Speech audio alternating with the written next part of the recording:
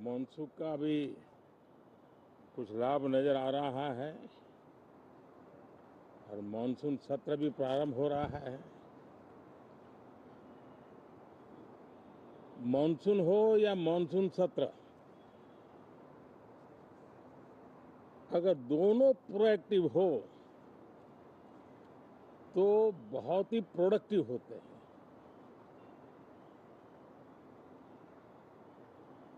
और दोनों को प्रोडक्टिव होते हैं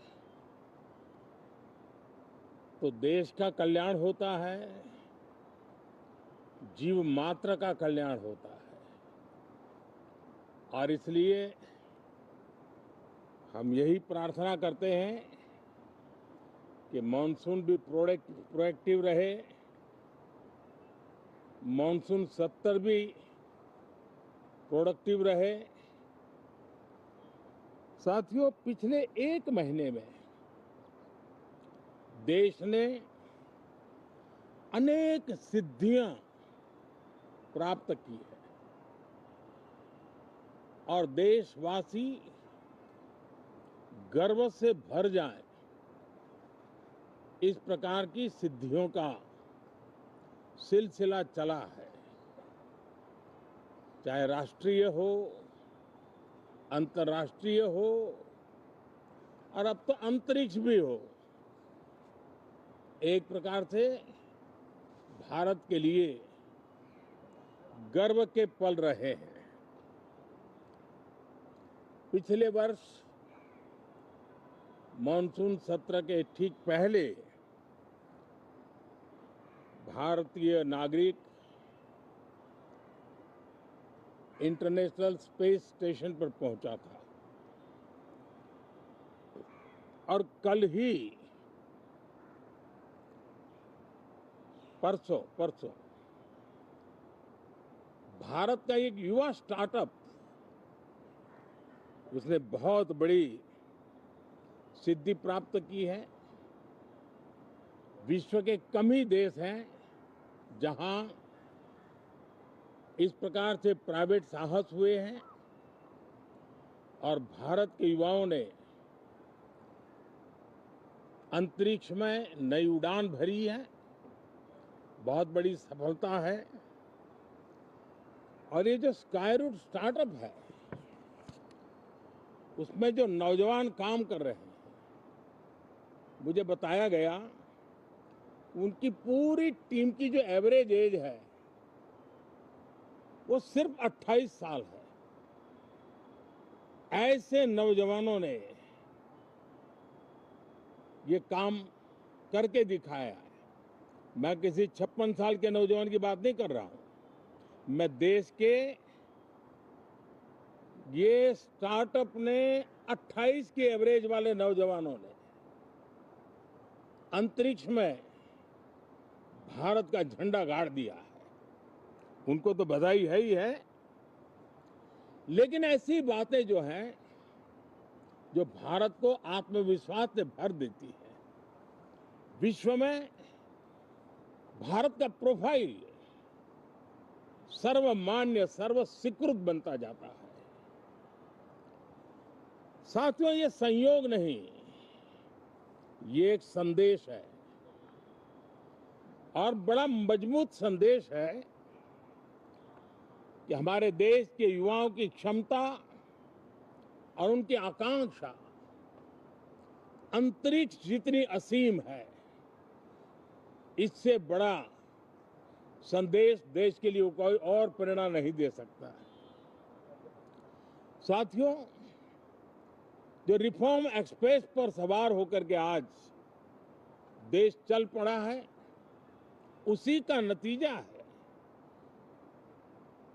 कि भारत के नौजवान इतना बड़ा साहस कर पाते हैं और सफल भी हो रहे हैं।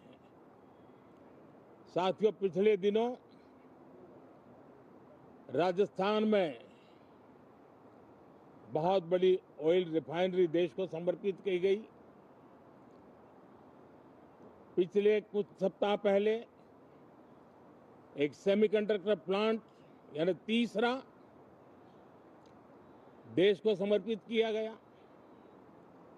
अभी कुछ दिन पहले ग्रीन हाइड्रोजन से चलने वाली ट्रेन, और विश्व में बहुत कम देश ऐसे हैं कि जिनके पास ये सुविधा है, लेकिन भारत ने जो हाइड्रोजन ट्रेन देशवासियों को समर्पित की है,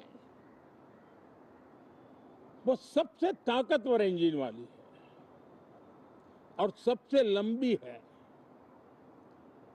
ये अपने आप में भारत के वैज्ञानिक, भारत के इंजीनियर्स, भारत के इनोवेटर्स, भारत के उद्यमी, भारत के श्रमिक, ये जो एक लक्ष्य लेकर के देश के लिए जी रहे हैं, देश के लिए काम कर रहे हैं, उसी का परिणाम है। साथियों, हम भली भांति जानते हैं और पूरी दुनिया चिंतित भी है,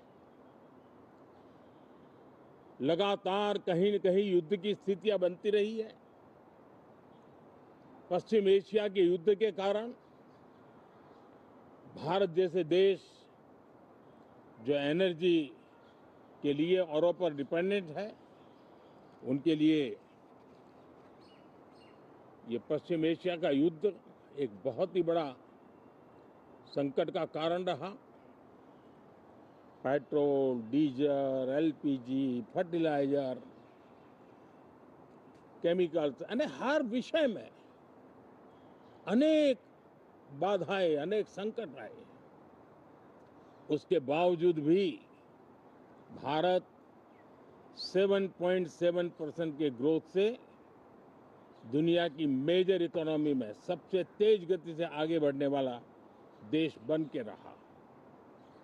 ये भारत के सामर्थ्य का परिचायक है।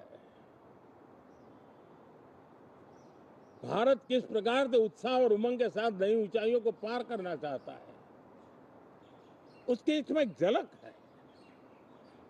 और ऐसे में जब ये मॉनसून सत्र आरंभ हो रहा है, देश ने स्पीड पकड़ ली है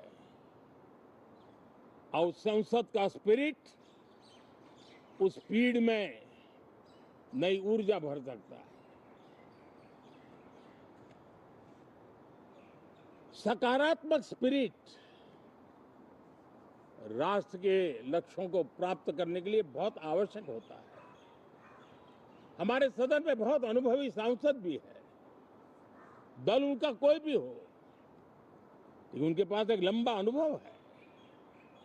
ऐसे समय में उनके अनुभव की, उनके ज्ञान की संसद को भी जरूरत है, देश को भी जरूरत है। और इसके लिए संसद का चलना, सार्थक चर्चा होना, मिलजुल करके देश को आगे ले जाने के संकल्प लेना, ये मैं समझता हूं कि बहुत ही समय की मांग है। एस्पिरेशन से भरे हुए देश के युवाओं की मांग है कि हम आगे बढ़े। आज समय की मांग है कि राष्ट्र निष्ठा से भरे हुए, राष्ट्र भक्ति के लिए जी रहे आवाज को सदन में उचित मंच मिलता रहे, वे अपनी आवाज को बुलंद करे, देश को दिशा दे। और इसलिए मैं आशा करता हूं और मुझे पक्का विश्वास है, जहां तथ्य होते हैं, जहां तर्क होते हैं, वहां तूफान के लिए जगह नहीं होती है। अगर तर्क मजबूत है, तथ्य मजबूत है, तो शांत चित्त से भी अपनी आवाज को बुलंद बनाया जा सकता है। मैं आशा करता हूं तर्क और तथ्य के साथ सदन की चर्चा को समृद्ध किया जाए, हर आवाज को अवसर मिले, हर विचार को सम्मान मिले। ये संसद की हमारी भूमिका है। मैं सभी सांसदों से बढ़ चढ़ करके इस सदन में हिस्सा लेने के लिए निमंत्रित करता हूं। आज सुबह स्पीकर महोदय जी ने भी सोशल मीडिया के माध्यम से देश के सांसदों का स्वागत करने के अपने भाव को व्यक्त किया है। मैं भी उसमें अपना स्वर मिलाता हूं। आप सबका बहुत बहुत धन्यवाद। नमस्कार।